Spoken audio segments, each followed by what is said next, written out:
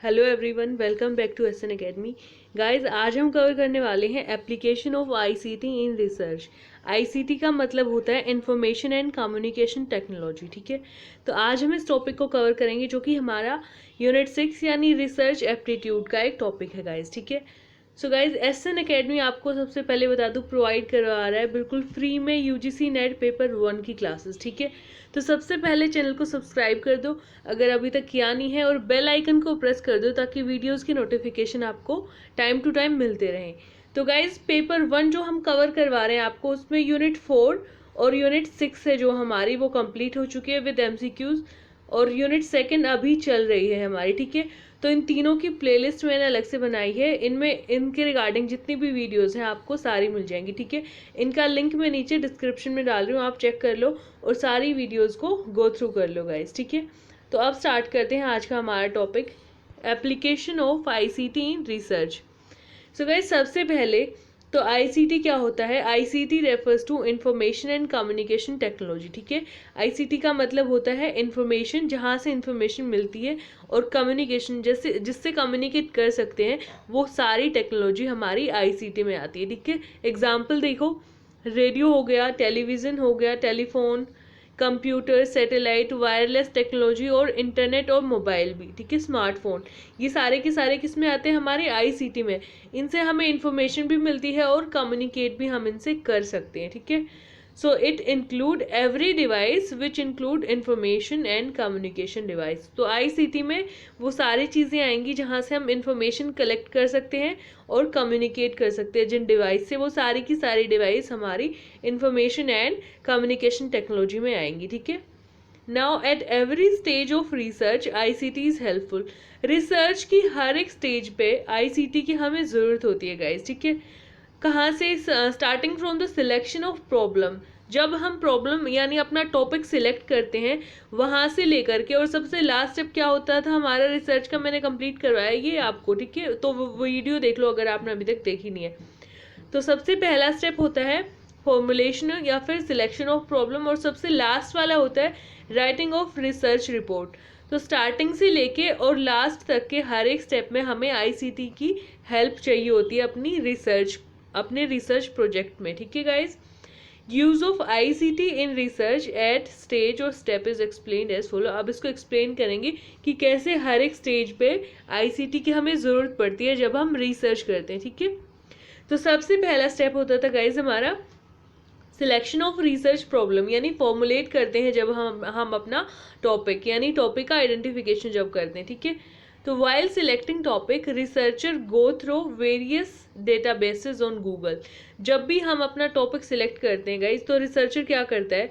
सबसे पहले वो गूगल करता है उस टॉपिक के रिगार्डिंग, वो सारी इन्फॉर्मेशन सबसे पहले गूगल से वो कलेक्ट करना स्टार्ट करता है। ठीक है, अगर हम अपना टॉपिक आइडेंटिफाई नहीं कर पा रहे, हमें नहीं समझ में आ रहा कि हम किस टॉपिक पे काम करें, तो सबसे पहले हम गूगल करेंगे और बहुत सारे डेटाबेस को खंगाल के देखेंगे कि हमारा इंटरेस्ट किस टॉपिक के अंडर है। ठीक है, तो बेसिकली हम गूगल करते हैं इसमें अपना और गूगल करने के बाद हमें एक तो अपना टॉपिक मिल जाएगा और उस टॉपिक का बिल्कुल क्लियर आइडिया आपको मिल जाएगा। ठीक है, क्योंकि उसके रिगार्डिंग सारी इन्फॉर्मेशन, क्योंकि गूगल पे हर एक इन्फॉर्मेशन होती है, तो हमारे टॉपिक की इन्फॉर्मेशन भी गूगल पे अवेलेबल होगी। ठीक है, सेकेंड स्टेप होता है रिसर्च का लिटरेचर रिव्यू।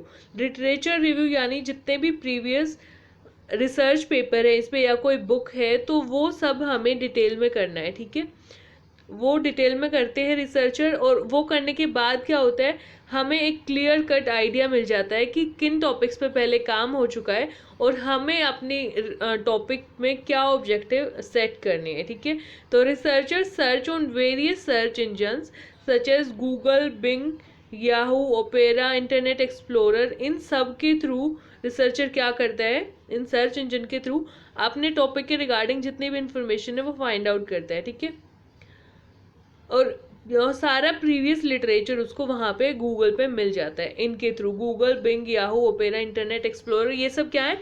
सर्च इंजन से ही हमारे। ठीक है, there are some specific online tool which are created specially for researcher. कुछ ऐसे ऑनलाइन टूल हैं जो स्पेशली रिसर्चर के लिए ही बनाए गए हैं गाइस। ठीक है, तो वो कौन से वो देखो एक बार। गूगल स्कॉलर हो गया एक तो हमारा सबसे पहले। यहाँ पे हम अगर सर्च करेंगे तो सिर्फ रिसर्च पेपर ही निकल के आएगा, ठीक है। सपोज अगर आपका टॉपिक स्मार्टफोन है तो अगर उसको लिखोगे तो स्मार्टफोन के रिगार्डिंग जितनी भी रिसर्च पेपर अभी तक पब्लिश हो चुके हैं वो सारे के सारे आपको गूगल स्कॉलर पे देखने को मिल जाएंगे, ठीक है। उसके अलावा और कौन से ये हैं हमारे स्पेसिफिक ऑनलाइन टूल जो कि स्टूडेंट के लिए यानी रिसर्चर के लिए स्पेशली बनाए गए हैं, वो है माइक्रोसॉफ्ट एकेडमिक रिसर्च हो गई, साइंस स्कोप हो गया, बायो हंटर, EDU, SSRN, इसकी फुल फॉर्म होती है social science research network, then deep dive I, Wikipedia, journal club, national digital library of India, national repository of open educational resource. तो ये सारे जो हैं ऑनलाइन टूल हैं, ये स्पेशली रिसर्चर के लिए क्रिएट किए गए हैं, ठीक है। अब नेक्स्ट देखो, नेक्स्ट स्टेप क्या होता है हमारा रिसर्च का, सैंपल को सिलेक्ट करना, ठीक है। सैंपल का सिलेक्शन करता है यहाँ पे रिसर्चर। तो यहाँ पे researcher collect table of random numbers. तो जब हम सैंपल को सिलेक्ट करते हैं गाइज यानी सैम्पलिंग करते हैं, तो सैम्पलिंग दो टाइप की होती थी हमारी, प्रोबेबिलिटी और नॉन प्रोबेबिलिटी, यानी रैंडम और नॉन रैंडम वाली सैम्पलिंग। तो जब हम रैंडम वाली सैम्पलिंग करते हैं गाइज, जहाँ पे हर एक आइटम के पास पॉपुलेशन में इक्वल चांस होता है सैंपल में सिलेक्ट होने के लिए, वो होती है हमारी रैंडम सैम्पलिंग, ठीक है। तो जब रैंडम सैम्पलिंग हम करते हैं तो टेबल ऑफ रैंडम नंबर्स होती है, मैंने आपको बताया था ये जब मैंने आपको सैम्पलिंग वाला पोर्शन करवाया, यानी जब मैंने आपको स्टेप्स करवाई तब बताया था ये, ठीक है। तो यहाँ पे जो टेबल ऑफ रैंडम नंबर्स होती है जिनके बेसिस पे हम सैंपल को सिलेक्ट करते हैं, वो हमें कहाँ से मिलती है, वो देन अगेन हमें ICT से ही मिलती है, ठीक है। तो फर्दर माइक्रोसॉफ्ट ऑफिस एक्सेल को भी हम यूज़ करते हैं रेंडमाइजेशन प्रोसेस के लिए, ठीक है। एक्सेल में क्योंकि टेबल होती है, तो यहाँ पे जैसे बहुत सारे सेल हो गए 1 2 3 4 5 6, ठीक है। तो यहाँ पे फिर हम इजीली रैंडम तरीके से, जैसे हमें अगर हर 5th आइटम चूज करना है तो हम सीधा इससे इजीली माइक्रोसॉफ्ट एक्सेल के थ्रू इसको चूज कर सकते हैं, ठीक है। इसके अलावा SPSS भी होता है हमारा, SPSS सॉफ्टवेयर होता है जिसके थ्रू हम सैम्पलिंग को कोड देके और उसकी कैलकुलेशन कर सकते हैं, ठीक है, यानी रैंडम नंबर उसके चूज कर सकते हैं। तो ये तो बात हुई हमारी अभी तक सैम्पलिंग कलेक्शन की, यानी सैम्पलिंग की सिलेक्शन की, सॉरी। और जब हम डाटा कलेक्शन की बात करेंगे, जब हम डाटा कलेक्ट करते हैं उस टाइम भी हमें हेल्प मिलती है ICT की। कैसे?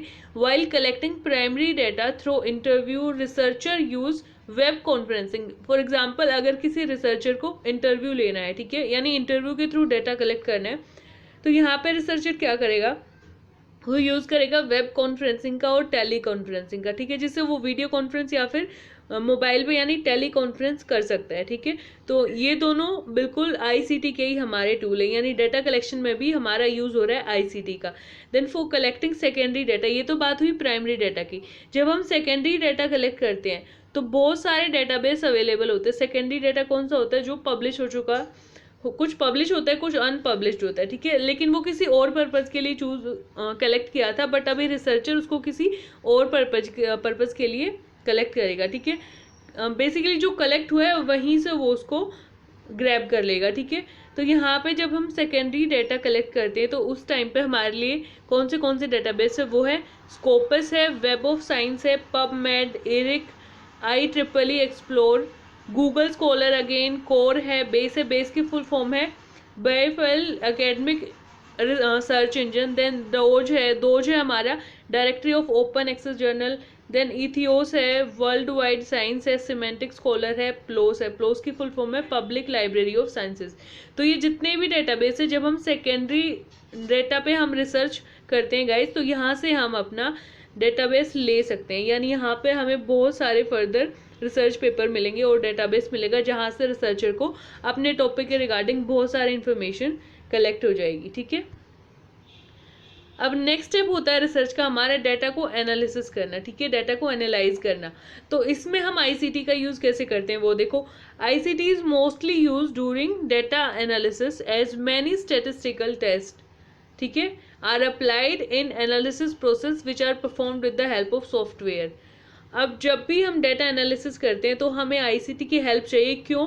क्योंकि डाटा एनालिसिस करते टाइम हमारे बहुत सारे स्टेटिस्टिकल टेस्ट होते हैं, जैसे मीन, मीडियन, मोड हो गया, SD यानी स्टैंडर्ड डेविएशन काउंट करना है, कर्टोसिस या स्क्यूनेस टेस्ट लगाना है, रेंज का टेस्ट लगाना है, T test, Z test, ANOVA ANOVA यहाँ पे। तो जितने भी टेस्ट हो गए उन सबको अप्लाई करने के लिए अगेन हमें आईसीटी की ज़रूरत पड़ती है। या तो हम एक्सेल में करते हैं इस काम को, या फिर एसपीएसएस में, ठीक है। या तो माइक्रोसॉफ्ट एक्सेल में इसको इन टेस्ट को लगाएंगे, या फिर एसपीएसएस में। एसपीएसएस यानी statistical package for social sciences, ठीक है। या फिर एसएएस में भी इसको कर सकते हैं। एसएएस की फुल फॉर्म है स्टेटिस्टिकल एनालिसिस सिस्टम, ठीक है। या फिर मिनी टैब भी इनके लिए यूज होता है, किसके लिए? स्टेटिस्टिकल टेस्ट जो हमारे होते हैं उनको अप्लाई करने के लिए, ठीक है। And also while doing coding decoding making graph chart researcher use excel and spss, ठीक है। जैसे कोडिंग करते हैं तब भी हम इनको यूज करते हैं, इन आईसीटी के टूल को, जैसे एक्सेल और एसपीएसएस। इनको तब भी यूज करते हैं गाइस, कब? जब हम कोडिंग डिकोडिंग करते हैं, या फिर ग्राफ बनाना, या फिर कोई चार्ट बनाना होता है रिसर्चर को, ठीक है। Even in qualitative research we use ICT, यहाँ तक कि जब हम क्वालिटेटिव रिसर्च करते हैं गाइस तब भी हम आईसीटी का यूज करते हैं। कैसे? इन तरीकों से, देखो, Ethnograph, Ethnovision V6, NVivo, Atlas TI, hyper research, max क्यूरियाई सेकंड, ट्रांसना और क्वारलस। तो ये बहुत सारे जो हमारे आईसीटी के टूल हैं जिनकी हम हेल्प लेते हैं, कब? जब हम क्वालिटेटिव रिसर्च करते हैं, ठीक है। इसमें जो एनवीवो है उसको फ्रीक्वेंटली यूज करते हैं हम क्वालिटेटिव रिसर्च में, तो इसको याद रखना है हमें यहाँ पे, ठीक है। अब हमारा लास्ट स्टेप होता है गाइज रिसर्च का रिपोर्ट राइटिंग, ठीक है। रिपोर्ट को जब हम लिखते हैं, अब रिपोर्ट को लिखते टाइम कैसे यूज होता है आईसीटी का, वो देखो। While writing a research report, जब हम रिसर्च रिपोर्ट को लिखते हैं, first of all we write research in Microsoft office word, है ना। जब भी हम लिखते हैं रिसर्च रिपोर्ट तो हम कहाँ लिखते हैं? एमएस ऑफिस वर्ड में लिखते हैं। तो वहाँ पे वर्ड प्रोसेसिंग हो जाती है अपने आप ही, स्पेलिंग चेक हो जाता है अपने आप ही। कोई सेंटेंस में मिस्टेक है तो वो उसको अलग से दिखा देगा कि ये सेंटेंस गलत है, इसको सही करो आप, ठीक है। सो बेसिकली यहाँ पे क्या हो रहा है, आईसीटी हमें गाइड कर रहा है हमारी रिसर्च रिपोर्ट को लिखने के लिए, ठीक है। For reference management we use Mendeley, जब हम रेफरेंस लिखते हैं लास्ट में तो हम मेंडले का यूज करते हैं। ये अलग से एक वेब टूल है हमारा जो हमें रेफरेंस लिखने में हेल्पफुल होता है, ठीक है। Then we use ICT for checking plagiarism. Even जब हमारी रिसर्च रिपोर्ट कंप्लीट हो जाती है गाइज लिखने के बाद, तो हम उसका प्लेगरिज्म चेक करते हैं। प्लेगरिज्म यानी कितने % हमने कॉपी किया हुआ है, ठीक है। इसका कुछ अभी फिक्स नहीं है, बट ये होता है 7 to 10% ये अलाउड होता है, ठीक है। इससे कम होगा तो और भी अच्छा है, बट 7 to 10% तक ये ऑलमोस्ट अलाउड होता है, ठीक है। यानी कहाँ से, जहाँ से कॉपी किया है।